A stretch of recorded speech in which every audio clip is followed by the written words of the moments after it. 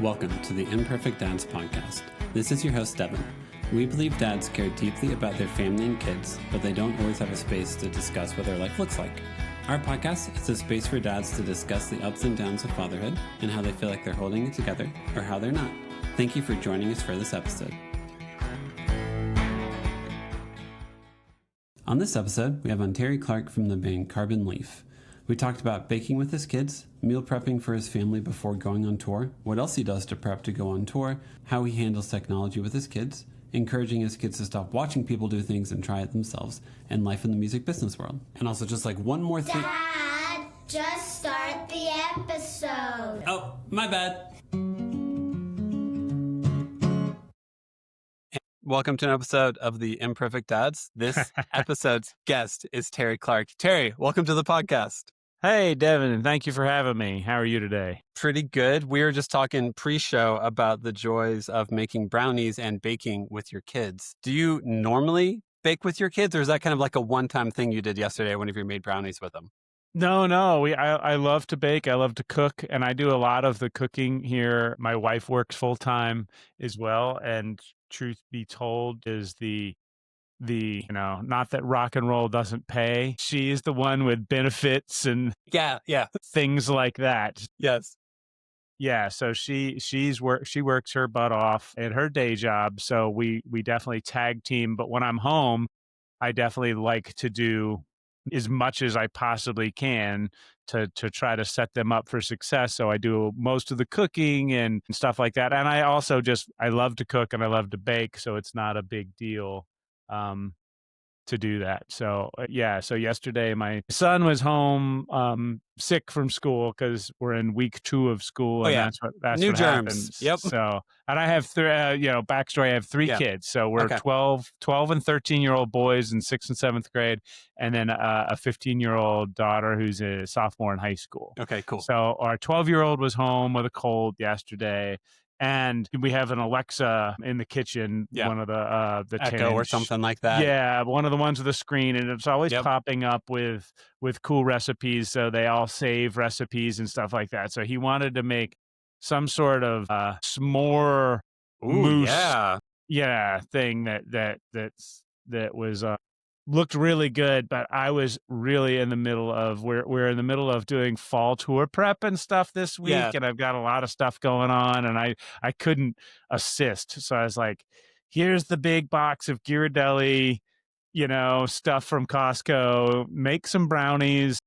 You can do this, you can just follow the directions, where all the stuff is. And so, but then he was out doing stuff and I was out doing stuff. I was like, we're going to set some alarms. So we set the Alexa as an alarm. We set the 11 alarm. I set it on my iPhone, because it's like the worst is just, have that temptation and then burn your brownies. Well, So also, nothing's worse than baking a baked good, like a sweet treat that you're like, I'm going to eat this for the next 2 to 3 days. And you walk into the kitchen and you smell it burning and catching on fire in the oven. And you're like, this is the last thing I want for so many reasons. Exactly. That it's heartbreaking on so many levels. I think recipes are fascinating because it tells you like how much of a rule follower you are. Are your kids pretty good in that? Like when it comes to baking, are they good rule followers? Because that's pretty important with baking brownies. Well, so that's where you see the differences in the kids themselves. Yeah. So each kid's obviously got their own personality and their own thing. So my son, especially with, box brownies, they're pretty good at following the recipe. And and there's not much to it, right? It's water, Pretty oil, simple. and eggs, so it's Mix not it. like there's a lot there. My daughter, however, she gets all of her recipes. She refuses to look. I've got like all the books, all the recipe books and a bunch of stuff printed out and, subscribe to a New bunch York Times and all that. Yeah. all that stuff for sure. I've got and I have like a folder of good recipes and stuff, and she refuses. If it doesn't come off of TikTok, she does not believe it exists. It just doesn't exist in the world. So she sees this thing on TikTok and then she wants to recreate it. And she says she bakes with love, or bakes with her heart, you Yeah, know? yeah, yeah. Sure. Rather than following the actual recipe. I'm like, are you following? And it's like, you just spent $35 in ingredients, son. You And know, you made wasted. me go to exactly. So she's been going through like a Dubai chocolate kick, Yeah, like the that's all the entire rage right now. Yep. all the rage. So it's like she's ordering the pistachio paste from Yep. Amazon and going to Trader Joe's for Yeah. good bulk chocolate and Yeah. all that stuff. And then she'll not read the directions and, Oh God. and like, come on, Come we're so on. close. Yeah. That's whenever I love taking those moments to tell some solid dad jokes and be like, "Hey, just so you know, you're baking with your heart. That's great. Can you have a salty heart today? Because like this Mm. recipe really needs some salt. So if you forget the salt because your heart didn't feel like salt, just trust me, this will be inedible, and I'll be mad. So yeah, have a salty heart today. Be a little salty today. Salty. I like that. I'll have to remember that one. Well, Salty heart. yeah, that's right. Or at least in the 10 minutes you're putting the recipe together. Later today, whenever I'm asking you to clean your room, get the salt out of your heart, and it'll be fine. Yeah. She did make chocolate chip pumpkin muffins yesterday, though, that Yeah. are really good. So she's like, and made me drive her and her friend to Starbucks this morning before school because they just unleashed all of the PSL. pumpkin spice stuff, So it's I was like, okay, I'll go early. This is it this week, though. That's awesome. When do you get out on tour? Because I know you've got a tour coming up. Yeah, so we've got about a month before tour starts. I think it's Okay. like the 22nd, 23rd or something like that of September, and we start. We always do a big fall tour, so we go. That's where we're gone for about a month straight. Okay. Where we're gone from home for a month, and we go out to the West Coast and do the Midwest and do all the stuff. So, yeah, one of the things I've already, speaking not to come back to cooking, but one of the big things I discovered like 2 years ago, like one of the best things that I can do is, because I cook so much when I'm at home, is meal prep a lot when I'm cool. gone. Yeah. So I'll grill 20 pounds of chicken. Holy crap. And I'll cut it up and I'll have the vacuum bags going and I'll put them in, little single meal serving things or a couple of meals, because then they can make quesadillas or tacos or sandwiches, or you could just having grilled chicken on hand, and then taco meat and barbecue and whatever. I'll just get all that stuff kind of prepped ahead of time. And even bacon, I'll do 5 or 6 pounds of bacon, because try to make my kids, the boys, my daughter doesn't eat breakfast, but my boys eat, breakfast. I try to have them have eggs every day, try to have some protein and some fruit and stuff. So like if I have bacon, they'll eat the eggs. Yeah. And so get ahead. So that's the key to fall tour now, is food prep for the family that you're leaving behind. That's really solid, though. I mean, like, if I was your wife, I'd appreciate that, especially if she works full time. Yeah, it makes a huge difference. She texted last year, a weekend. It was like, oh my God, it's so good just being able to have stuff at the ready that's good and healthy and versatile. Yes. When you make brownies, are you team cakey brownies or fudgy brownies? What's Fudgy. your okay, good. Okay, I'm good. 100% fudgy, and unfortunately, I feel like I've passed. I don't do this, but I've passed on my love of corners and edge pieces, and now I wish I could go in and take a picture of the brownies. No, is it all just complete? They completely surround this. They just eat the outsides first. Oh my gosh. It was like, who raised these heathens? Who are these heathens? Yeah. Okay, so if I need to go on Amazon, what I'm hearing is I need to go on Amazon on your behalf and buy one of those brownie pans where it's only edge pieces. Have you gotten one of those yet? Yeah, I know. I've looked at them. I haven't gotten one, but for sure that thought has crossed my mind. So that's whenever you have to admit to yourself your entire family really has a problem. Is whenever it's 10 p.m. at night, you're ordering the edges only brownie pan, and you're like, I gotta make some changes in my life, man. Gotta do this. Yes. What got you into cooking? Or have you always liked cooking? Or is that kind of like just your thing and you've always loved it? I think I've always liked cooking. My mom's a great cook, and my dad's great with the grill and the old Weber kettle grill and stuff. So I think just from them and growing up with those guys, and and I love to eat, so it's Yeah, that helps. so yeah, it's like, well, what do I want to eat? Yes. I'm gonna make something. Yep. Both my parents worked. I'm the youngest of three. So there are lots of moments where like I get home from school, like it'd be me and my siblings, and they'd be like, I'm hungry. And then my siblings would look at me like, I'm not making you food. Like, I'm not gonna do that for you. So I think I naturally learned how to cook from that. And then in college, post college, didn't really have a lot of money. So, Yeah, yeah, like you have to eat somehow. So you just figure out how to cook some food and find some staples and enjoy it. yeah, for sure. For sure. And Always starts with like spaghetti and ragu mhm, and stuff like that after college. And then they're oh like, wait a yeah, second, this sauce is not very good. I can make better red sauce than yeah, this. And I can make grandma's meatballs. And, yeah, next thing you know, yep. you're spending all day making a lasagna. Dude, I wish my kids would eat lasagna because I love lasagna. I love eating lasagna. They will eat noodles. They will maybe eat some ground beef, but when I put it all together, they're like, no, I'm not going to eat this. And I'm like, but you love it's kind of like they do that with pizza also. They love bread. They love sauce. They love cheese. But sometimes I bake it all together and they're like, I'm not eating this today. Yeah. It's the Ours is worst. so with us, with our three, there's always one that doesn't like something. And Always. so my middle son, Colin, he doesn't do pasta. He doesn't like the texture of pasta, What? doesn't do pasta or rice or anything like that. So it's Hmm. but the other kids would be like, they'll eat pasta all day, every day, you know? My nephew doesn't like peanut butter.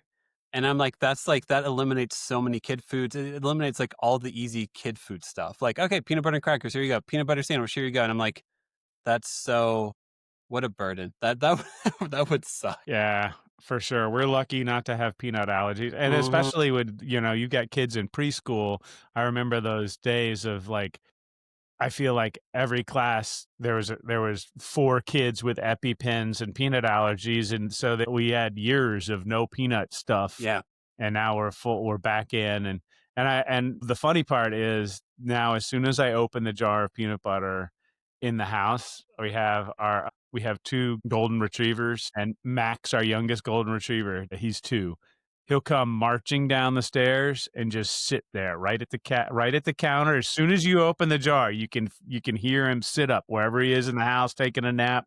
He knows that the peanut butter's open. So he's my peanut butter buddy this time. It's awesome. Who has I feel you've got the long blondish hair. Do your golden retrievers resemble you? Is there any of that going on? No. My wife's a redhead, Okay.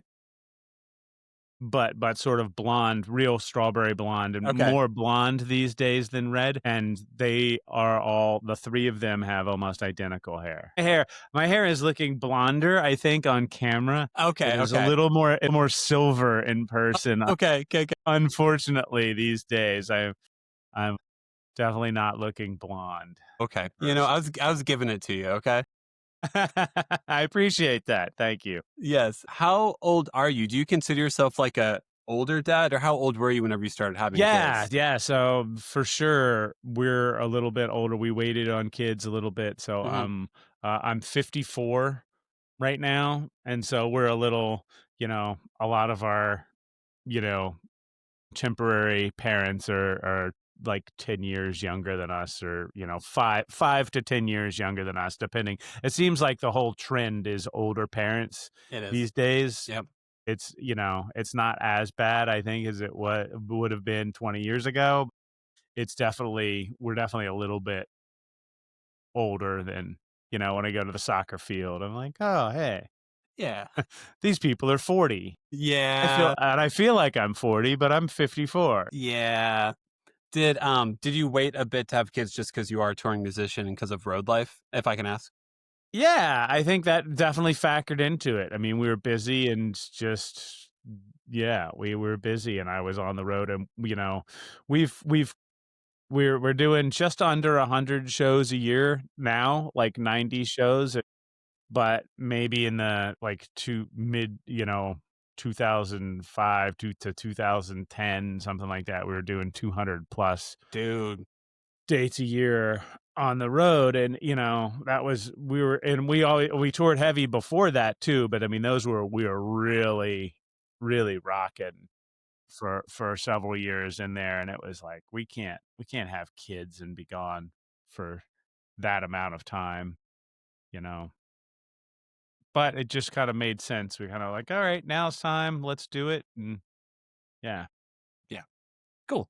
That's how much besides do you have any side hustles or side gigs, or is music like your full-time thing? Music is a full-time gig, I guess. Okay. It is side hustle is not quite a stay-at-home dad, but it's as much of that stuff that I can possibly do.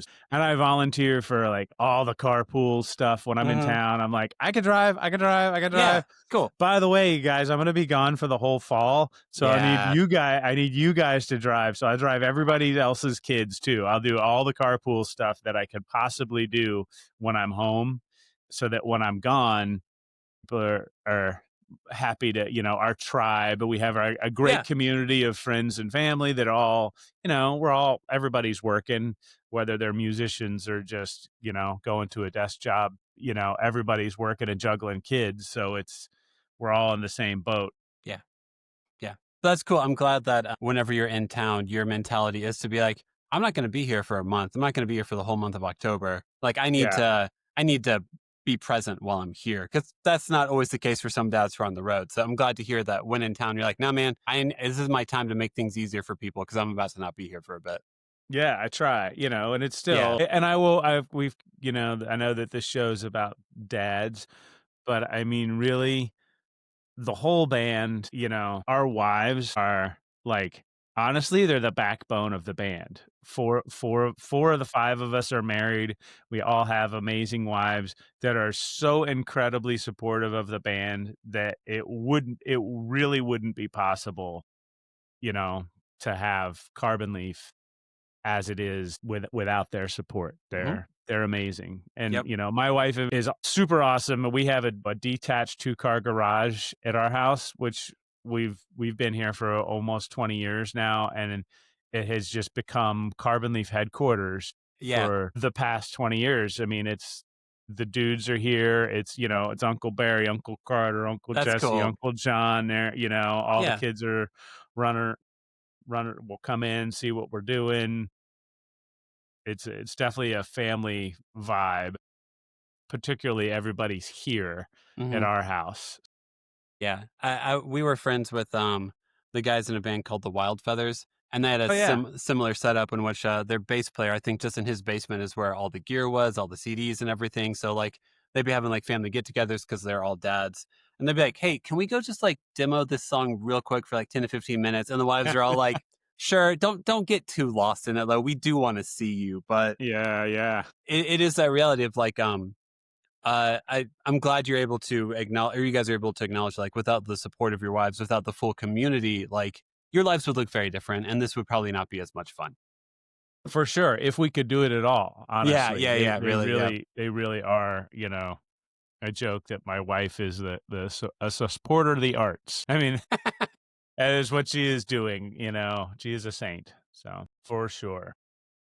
When in town with your kids, besides, just trying to make sure the house is maintained and taken care of, like what are some things you like to do with them, or what do you try to do to make sure to capitalize the time you get with them? Well, we're back in school right now, and all our 3 kids are pretty active with after school stuff. So we're doing, soccer and basketball and ice skating and stuff like that. So it's, but if I can get out and shoot some hoops with them, we've got we live on a cul-de-sac, which is pretty cool. So we actually can do full court basketball.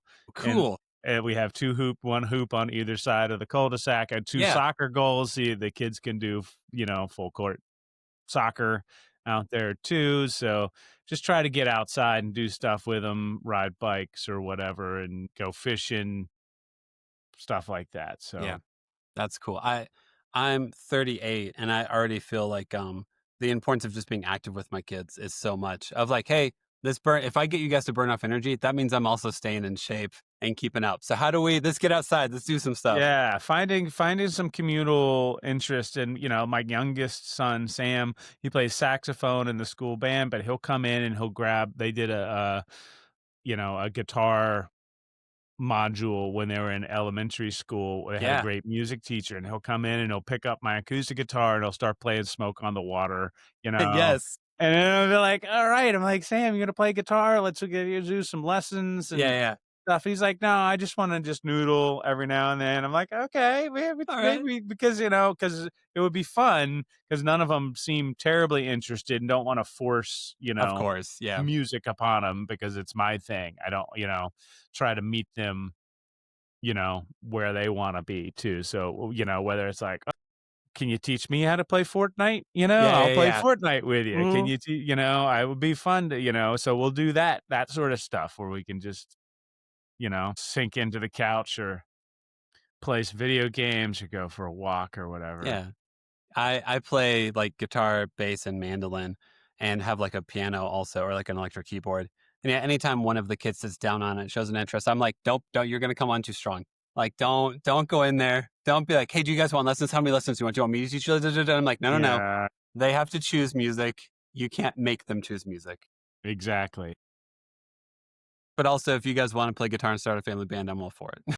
Yeah, for sure. I mean, and it's tough. We're at the age too. The kids are at the age where they want to be with their friends all the time. Hmm. They're less into hanging out with dad than they were 2 years ago. It's, hey, can you drive us to the mall, or can you drive us to the high school soccer field? They got five, and I'll drive five kids over there with all their gear, and they'll play soccer, stuff like that. And then they'll walk over to Dunkin' Donuts and, make a full afternoon of it. But Yeah. none of it involves me other than the ride and the money these Yes, days. yes, So yes. we're rapidly approaching that stage of life where it's like, Dad, I need a ride. Dad, I need Yep. money. Yep. Which is a little bit weird because it's like, Yeah. man, I want to go do stuff with you guys. But also knowing that that's where like you form independence and friendships, and it's like very healthy. Yeah. But also, I like you guys, and I want to know how you guys are doing. Yeah, yeah. And it's the tough walk that everybody, I think, every parent in America is dealing with right now, and hopefully you haven't gotten to this yet, but is screen time stuff. Yes. And so even just getting them off their phones to do stuff is like, you have to put real locks on screen times and stuff like that. Yeah. It's time to get off Snapchat, time to get off TikTok, time to get off Instagram, YouTube Shorts, and God. all the stuff. It's just, Yeah. it's like, no, quit watching people do cool stuff Yes. and let's go do cool stuff, Right? YouTube scares me. Like, YouTube is such a fascinating tool because, yeah, we don't really let our kids watch YouTube unless we're around because it's so easy to end up on videos where it's like, hey, here's like a video of a kitten, and actually it's like a clip from a horror film. Like, It seems like everybody had to have one in middle school.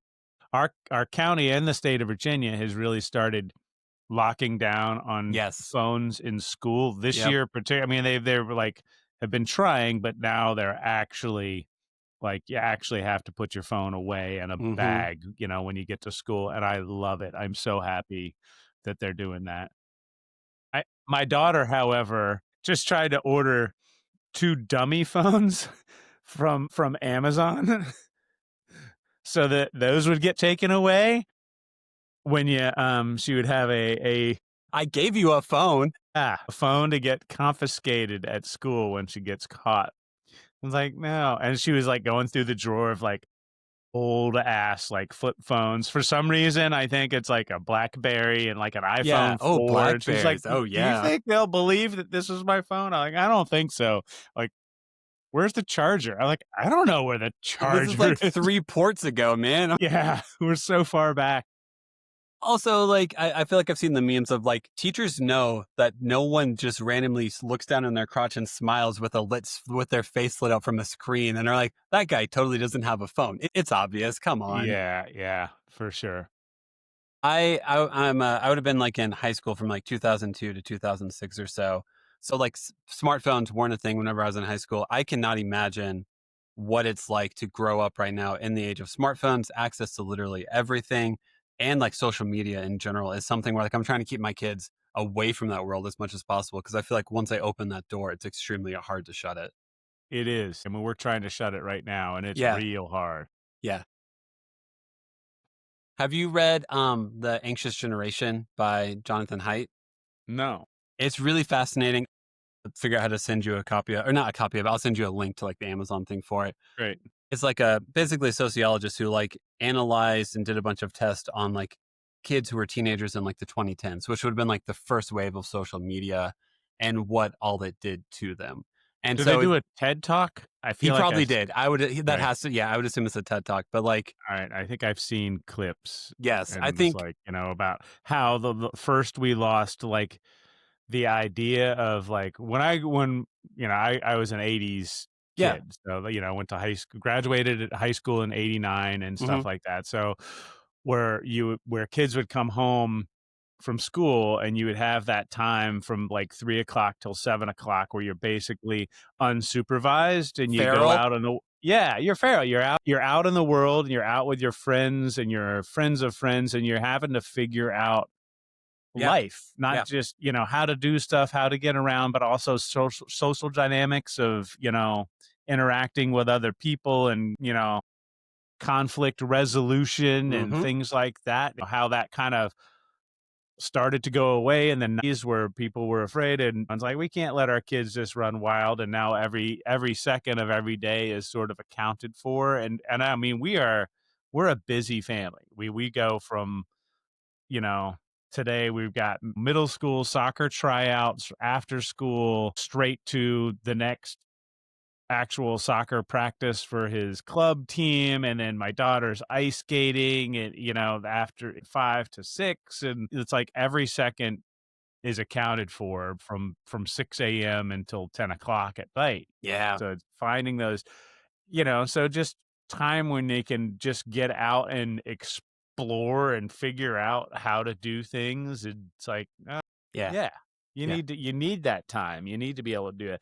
And weirdly, this is going to sound a little bit dumb and probably, selfish in some ways, but COVID, we got pretty lucky with COVID in that my wife could work full time Mm-hmm. remotely for her job and worked really well doing that. And we were able to make ends meet with Carbon Leaf fans really stepped up. We did a Kickstarter right at the beginning of COVID for a new record before anybody realized how long it was going to be. So, and but we basically were all home with everybody. And we decided after like a month that we are going to our quarantine was going to kind of include our whole cul-de-sac of kids. It's like we're broadening. We're not going to, that bubble's getting a little bit bigger. Yeah, so they were actually out, not running around everywhere, but in our, few houses and, street here, they were just out doing stuff, with the kids, or the parents were staying away from each other and staying away from things and doing stuff, but the kids were, had about, 10 or 12 kids that were just out being kids. Being kids. Yeah. And it was cool to have that little window. Yeah. In some ways. Yeah. That Was that that was the- definitely the Yeah. silver lining there. Was that one of the first times, like in your career, in which you were kind of forced to stop? Like, because I feel like you're usually on like let's make music, let's promote the music, let's go tour the music. Like, I would imagine Yeah. that's the normal cycle of your life. It is. We took a little break in 2016 Okay. just to kind of gather our thoughts, but that was not a huge one. But yeah, it was definitely like everybody, everything kind of stopped there. But then we started trying to figure out how to do live streams and Yes. remote shows, and we did drive-in shows and Did whatever you? we Okay. could, yeah, what kind of make things happen. We'd be in my driveway, socially distanced doing live streams, it's stuff like that. I mean, you weren't the only ones. I know multiple bands who are like, hey, we're going to go to our practice space. And you know what? Today, we're going to play through this entire album because we know you guys love it. And here's a link to our merch. So please order some merch and hear us fumble through some songs we haven't played in 10 to 15 years. Yeah. Yep, exactly. Make some lemonade. That's right. I also felt very privileged whenever the pandemic hit because I'm a stay-at-home dad and my wife works remotely and can work from home. So like it was the dissonance of that kind of messed with our heads for a little bit of like, So we're set up for success for the world shutting down. That's Yeah. interesting. Okay. Yeah, it's a little bit weird to be on the good side of It that, like, is. you know? Yeah. Yeah.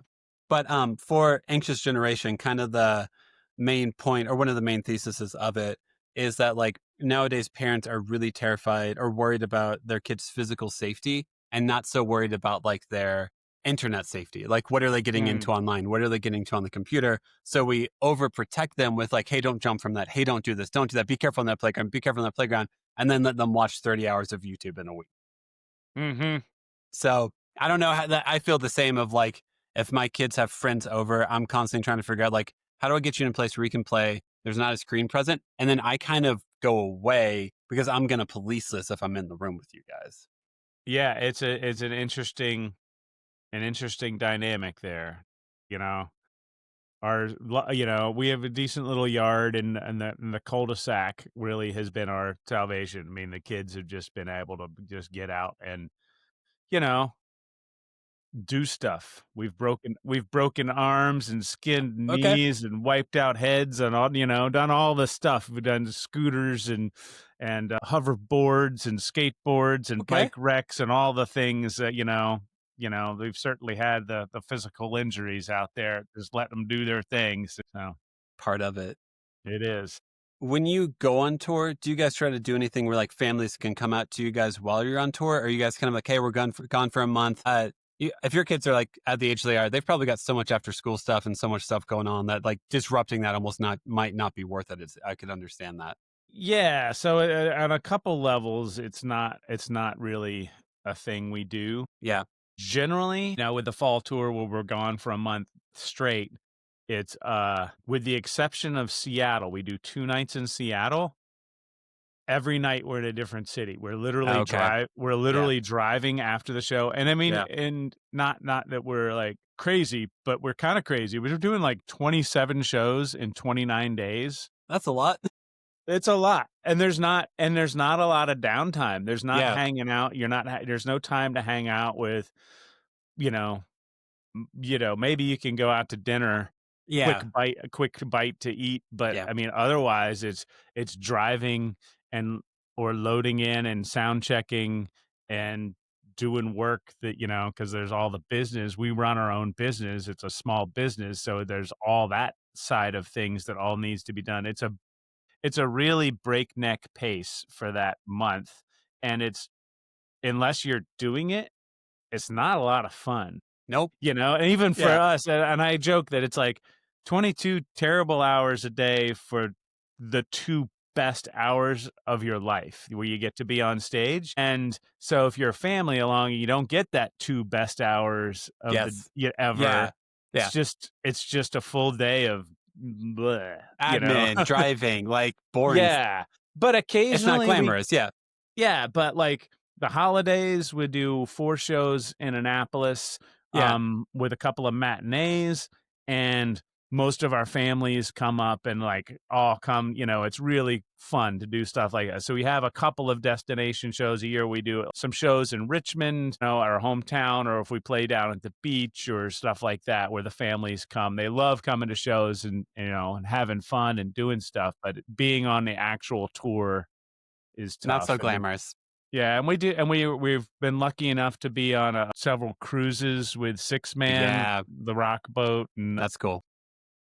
we did one with our friends Scythian called String Break last year. So our wife, we haven't brought the kids on that Mhm. one yet, but at least our wives and stuff can come on the cruise and get a little bit of a mini vacation where it's not all work all the time. We still have to work some, but it's Yes. at least a nice balance. So there's a handful of things that work out well for everybody to come to and do, but most of it it's just, it's That's a a lot grind. of work. Yeah. It's a lot of work. Yeah. I have some friends who have a podcast called The Other 22 Hours, which is just based around that concept of like, all right, you get your 2 hours on stage, you love every second of your life. Let's talk about the other 22. What are you doing? You're doing admin, you're trying to keep up with stuff, you're trying to promote yourself, you're trying to make people notice you basically. So when you do those 2 hours, it's actually financially worth it to do those 2 hours. Yeah. No, weirdly. So my son, my youngest son, Sam, was sick yesterday. So I just, He's like, you woke up. He's like, I can't swallow. I was like, well, that's a bad sign. That's not good.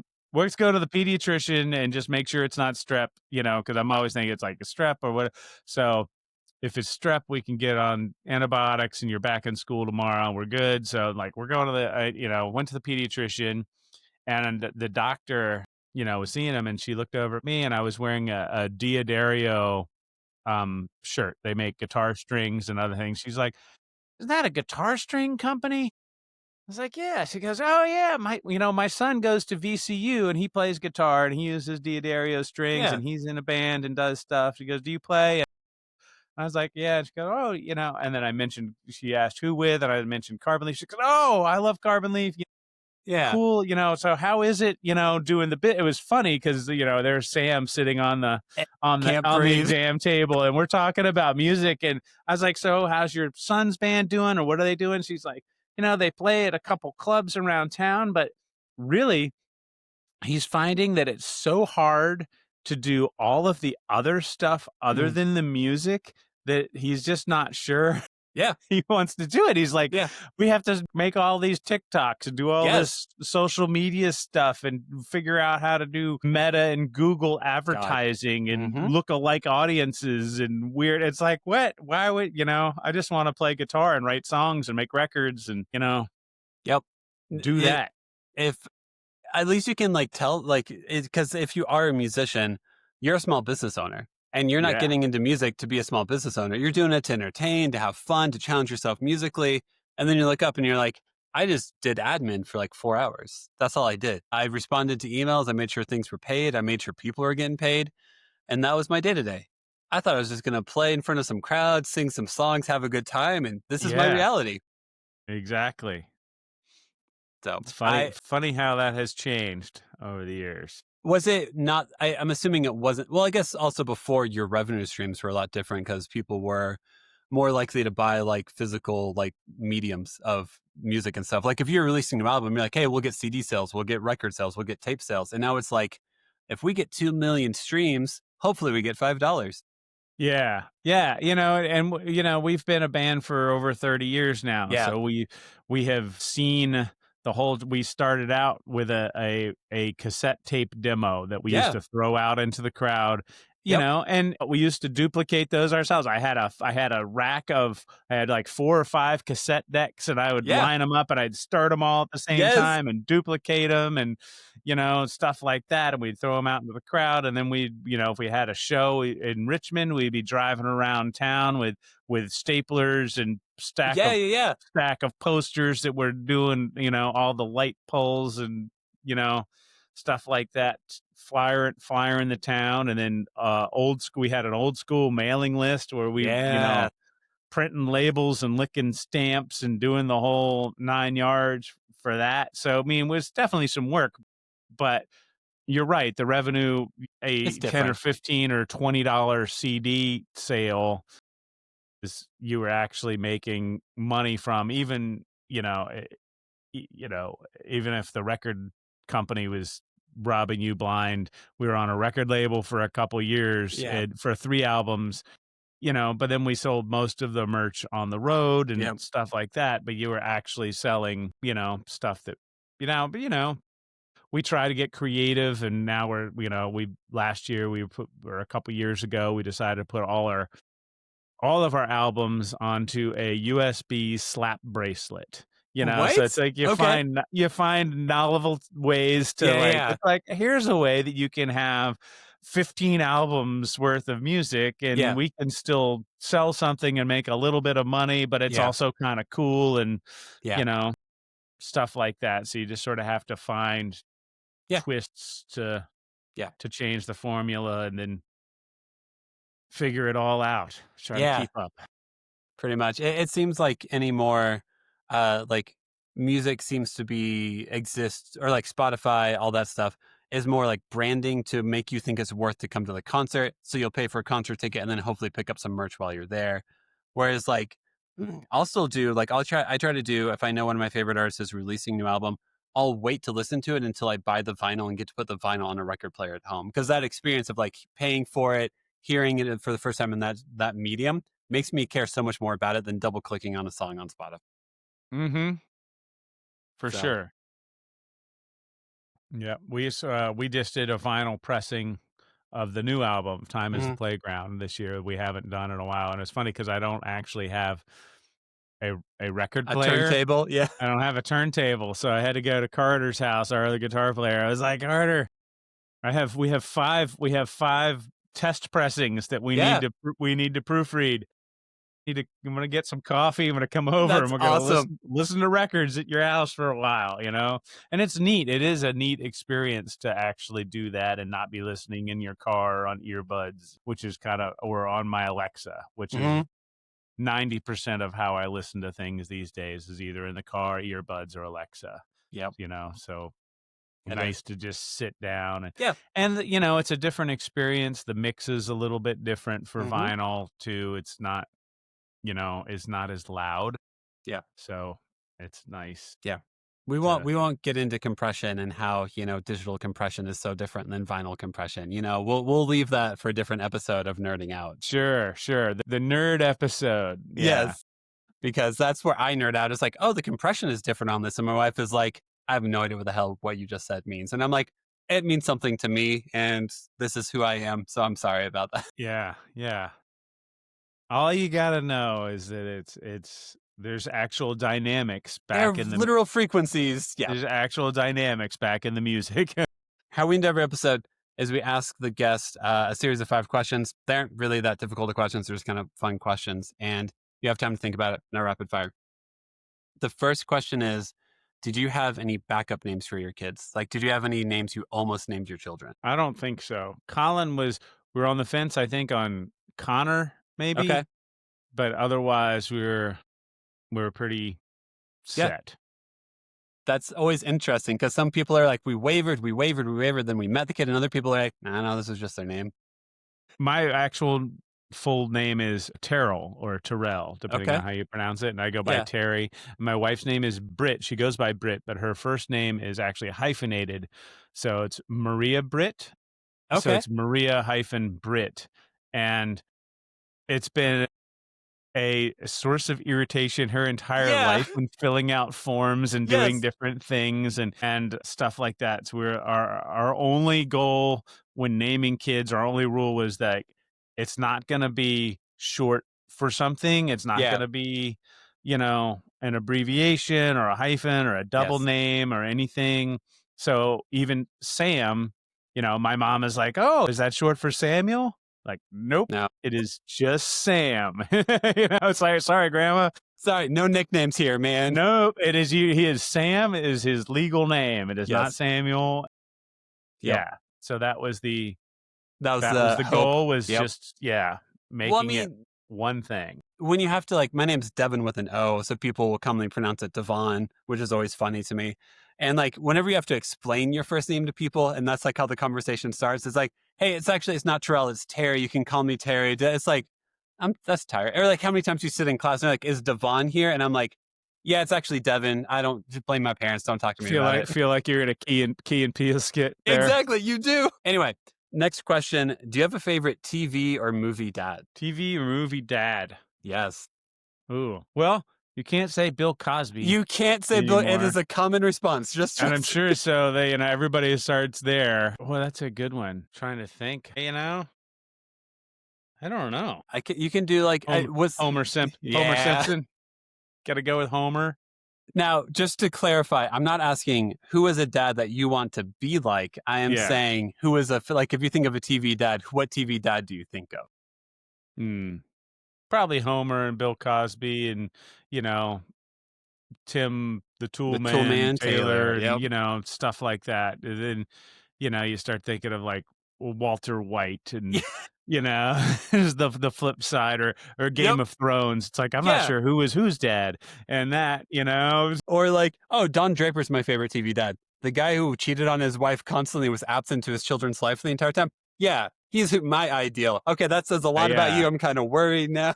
Tony Soprano. He was a great family man, That's awesome. We'll go with Homer. We'll say your answer's Homer for that one. Homer. I'm going with Homer. Next question. Do you have a go-to replacement curse word, or do you just say the curse word? frick gets said a lot in our house these Okay. days. So we're trying to even wean off of that. Unfortunately, the kids have heard the All the actual words. words, Yes. yes, fairly frequently. And they're like, when mom's driving, she says the F word a lot, you know? So someone cut her off and she, and, you know, Yeah. so it's like, well, they deserved it. So I mean, okay, let's take the moment to analyze the situation and why that was actually an appropriate use of the F word in this scenario. Also, don't repeat it.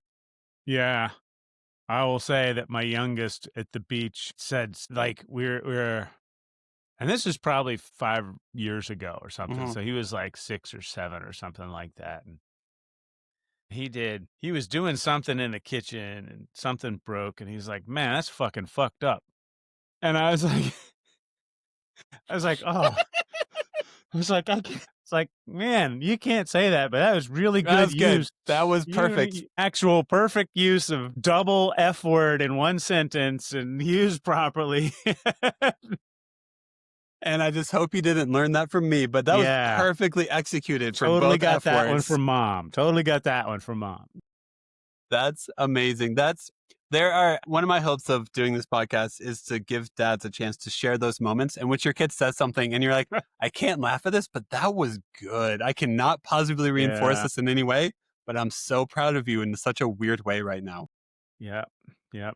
That's one of the downsides of having a musician dad with Yeah. a bunch of musician friends and Yep. coworkers is that everybody swears like sailors. Yep. You never had the professional setting in which, like, you're a teacher. You can't say the F word as a teacher. You can't do that and keep your job. Yep. If you say the F word on stage, people are like, yeah, he's right. And you're like, oh, this is great. Getting the crowd going. Exactly. All right. Next question. Do you have a least favorite kids' TV show or movie? Like a movie that whenever your kid or show that. Yes. Caillou, no question. 100%. Final answer. Caillou is the worst. Okay. So most people say they hate Caillou because of his tone of voice, because it just seems so whiny and like weak that they're like, what is he saying? What is he doing? And luckily we're way past that stage. Yes. But I remember not liking that, you know.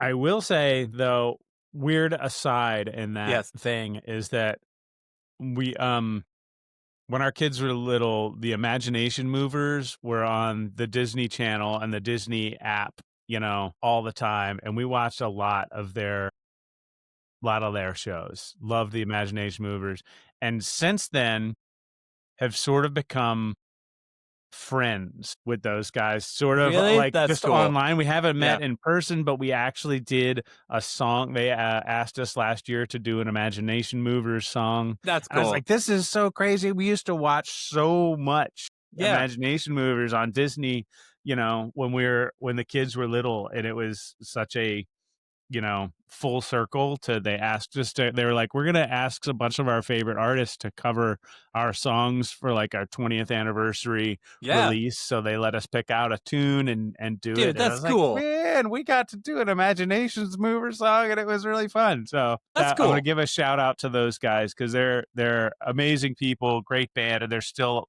doing it, still making great music. So. Yeah, that's cool. That would be very surreal to me to be like, oh man, you meant so much to my family when my kids were young, and like my kids have a ridiculous imagination because of you guys helped with parenting, and now you're asking me to help you with something.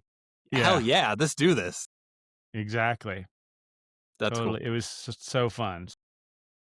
That's awesome. Okay, and then last question is there like, when you think about all three of your kids, is there like a moment of your children's life you're really excited for them to experience or be a part of with them as they go through life? Yeah, I mean, I'm here for all of it. You know? Yeah. And I don't even know. I was listening to some show on NPR, and it was interviewing with a dad, a similar kind of segment, and I forget what it was Rachel Martin's card show where she deals the cards, and it's kind of random questions, sort of like this, where the people aren't ready for it. And the guy was like, you know, forget about weddings in high school and, you know, graduations and things like that. Sure, I want to be there for those big things, but it's the little things.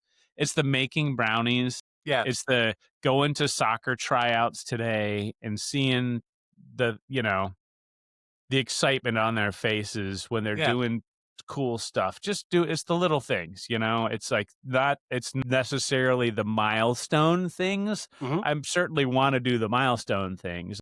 My wife and I were talking about concerts. We haven't taken the kids to a lot of other concerts other than us. And I'm like, Yes. man, it would be really fun. They're getting to the age where it'd be cool to take them to some big shows. We've got a new amphitheater in Richmond that's really sweet. It's like, maybe there's a good show. We could take the whole family to go, like go see somebody. We don't Yeah. know who yet. Yeah. Fortunately, all the bands I want to go see are showing up right when we go on tour. It's Are like you serious? Weird Al is here the day we start our fall Are tour. you And I'm serious? like, oh my God, I want to go see Weird Al at the new amphitheater with the whole family and Yes.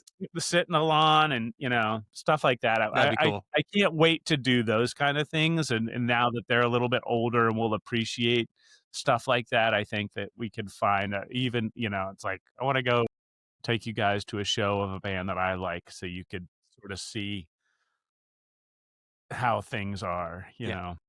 That's awesome. No, I'm still waiting for them. I don't think my kids have gotten. Now my kids are still too young for any concerts, but like my daughters both are obsessed with Taylor Swift, and like the thought of I don't know if we'd be able to afford the tickets to go see Taylor Swift, but I was like, if my wife got to take both of our daughters to Taylor Swift, that would be such a. They would talk about that. They would talk about that concert for the rest of their lives. Like no question. I will say that is one of my dad fails over the last few years was not being able to get Eras tickets. And I joined the fan club. I was logged on, and I actually got on and was trying to buy tickets, and like they were vanishing, and I was trying to do I think too many, but I was this close. I'm so sorry. And then I would make dumb rational dad decisions. Like the only thing that's left are these $500 pit tickets. So there's no way I'm paying $500 for a pit ticket. And literally the next day they're selling for like $10,000 kind of things. And I'm like, well, man, did I screw the pooch on this one? This is really poor planning. Yes. Because my daughter, she's still a big Taylor Swift fan. Less so than she was like 3 years ago or 4, when this was, and I'm still bummed that, did not get tickets for that. So for sure. And then last thing for you, it's just a moment for self-promotion. I know you got your fall tour coming up. If we want to find your music, Instagram, all that good stuff. Yeah, just carbonleaf.com. We're in all the places. So, Instagram, Facebook, X, Spotify, Apple Music, all the spots. Yeah. Buy it, love it, steal it. We don't care. Just listen and share. And if you like it, share it. That's what we ask people to do. Back in the old days, sometimes we would not have somebody to sell merch, and we'd leave some CDs out on the little table with a little box saying, please donate, or whatever. Honor system. People would honor system. And then remember getting bummed after the show if no one stole the CD. It's like, no one even. I didn't know that was an option. No one even stole the CD. We must have really sucked tonight. Good God. It's like, oh man. That should have been your first opportunity to rethink your career choices. We just played an hour set. Did anyone want to take the music home? No one. Not a single person. A couple people left their $10 and that's cool, but no one actually stole anything. So I feel like we failed. So yeah, that's it. I'll come to one of your shows and steal some of your merch for you. I can make that. Good call.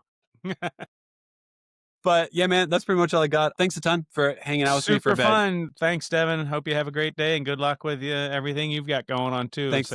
Yeah, man. Thanks, you too. Way to prep all those meals for while you're gone. And wait, I forgot to ask. Did those brownies turn out okay? Oh, so good. They're underbaked.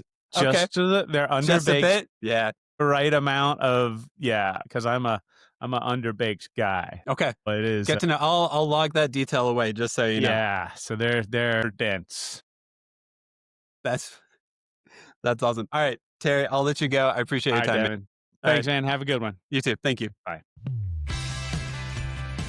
Thank you for listening to the episode. Make sure to follow us on Instagram at the Imperfect Dads Podcast, and make sure to subscribe and rate us 5 stars wherever you listen to us, such as Spotify, YouTube, and Apple Podcasts. The music is provided by The Wild Feathers, and all episodes are produced by me. Make sure to tune in Mondays for new episodes.